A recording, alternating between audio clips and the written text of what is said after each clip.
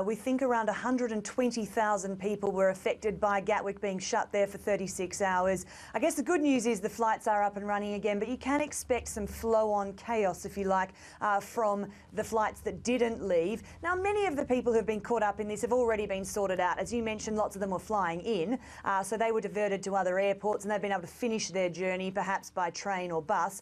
Plenty of others also gave up at Gatwick and got themselves to a different airport, booked themselves another flight and have got where they were trying to go, albeit probably late and albeit at an extra cost. But there are certainly some who've been stranded at Gatwick, and that now needs to be worked out. They'll have to get on flights and try and get to where they were going. But we're getting good news from Gatwick Airport. Of course, the runway we know has reopened. They're expecting around 700 flights to take off. That's a pretty big workload for Gatwick. They usually have around 736 or so a day.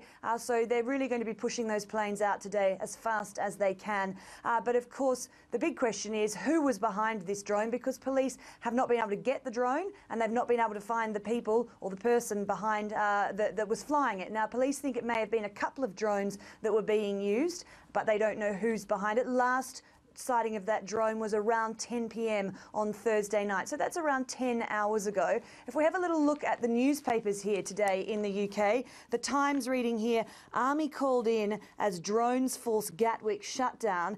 Important, this picture here. These are the Army members and the police officers have been called in because there may be a chance that if the drone reappears, that the Army or the police may shoot it down. They're not ruling that out. And of course, the drone could reappear. And we're told the only reason that the airport has been able to reopen today is because the Army is on hand and they do have a number of tactics up their sleeve, if you like, to deal with the drone if it does reappear.